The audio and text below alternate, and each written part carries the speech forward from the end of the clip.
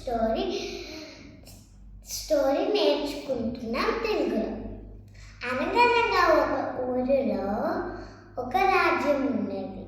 అక్కడ ఒక రాజు ఉండేవారు. ఆ రాజుకి ఒక తోట ఉండేది. ఆ తోట అంతా బనానా చెట్టులు. ఆ తోటను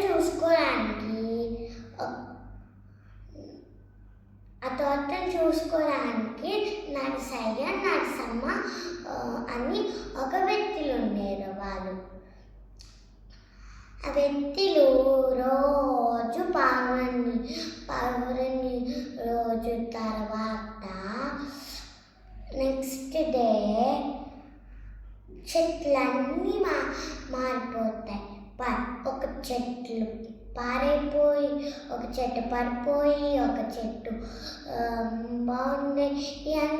ఇదంతా చూసి నరసయ్య ఏం జరిగింది అని అనుకుంటారు. అప్పుడు మనం ఏం జరిగిందో చూడాలి అని రాత్రిరంతా మేల్కొని చూస్తారు. తర్వాత పౌర్ణమి రోజు కూడా అంటే రోజు మేల్కో ఉంటారు కదా రాత్రి, అందుకే. తర్వాత పౌర్ణమి రోజు వస్తుంది. తర్వాత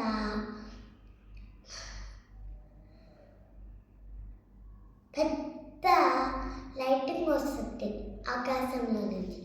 ఏంటబ్బా అని అనుకొని నరసయ్య అక్క పైన నుంచి చూస్తున్నారు. అప్పుడు కాసేపు తర్వాత రెక్కల ఏనుగు వస్తుంది.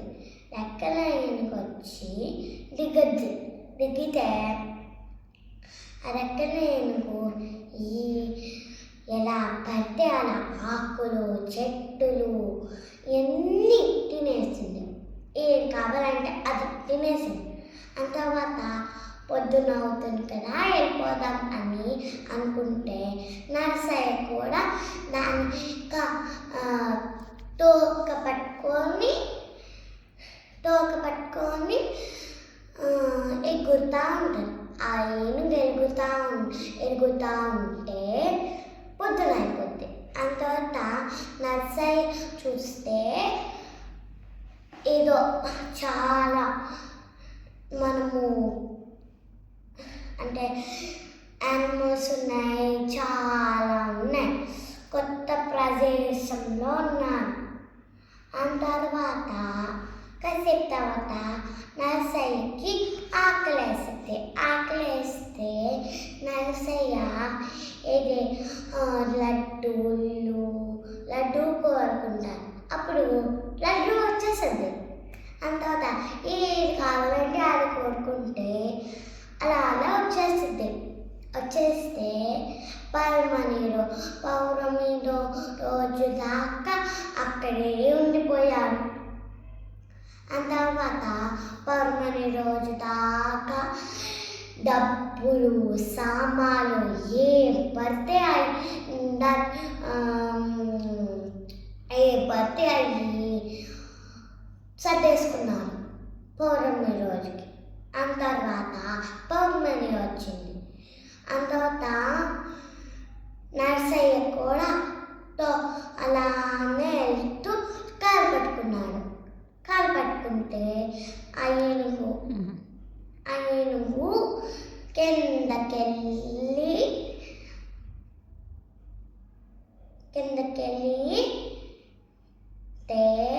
కిందకెళ్తే నరసయ్య కూడా దిగేస్తారు. ఆ తర్వాత ఆ ఏనుగు అందరికీ మరుసటి రోజు ఆయనకు వచ్చిన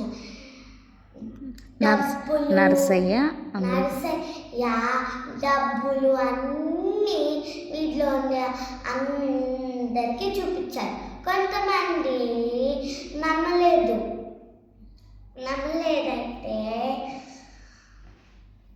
అయితే మీరు నా తోటకి పౌర్ణమి రోజు రండి, అని చెప్పారు నర్సయ్య. పౌర్ణమి రోజు నర్సయ్య చెప్తే అప్పుడు పౌర్ణమి రోజు అయింది. అందరూ ఏనుగు వస్తుంది, రెక్కల ఏనుగు వచ్చేస్తుంది. రెక్కల ఏనుగు వస్తే అందరూ వరుసగా కాలు పట్టుకున్నారు. అందరూ వరుసగా నర్సయ్య కాలు పట్టుకుంటాడు. తర్వాత నర్సయ్య ఏనుగులు పట్టుకుంటారు. నర్సయ్య కాలు వాళ్ళ భార్య పట్టుకుంటుంది. అంత తర్వాత వరుసగా అందరూ పట్టుకుంటారు. ఆ తర్వాత కొద్దిగా దూరంకి వెళ్ళినప్పుడు లాస్ట్లో మంగమ్మకి ఒక డౌట్ వచ్చింది. డౌట్ వస్తే ముందన్న అడిగింది,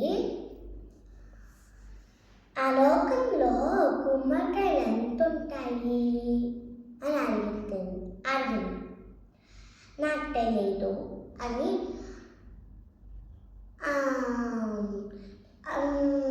ముందబ్బాయిని అడుగుతారు. ముందబ్బాయిని అడిగితే అలా ముందుగా వెళ్ళి అడిగేస్తారు. లాస్ట్కి నర్సయ్య దాకా వెళ్ళారు. నర్సయ్య దాకా వెళ్తే నర్సయ్య చెప్తారు, ఇంతుంటాయి అని చెప్పారు. ఇంతుంటాయని చెప్తే అందరూ కింద పడిపోతాడు. కథ కంచికి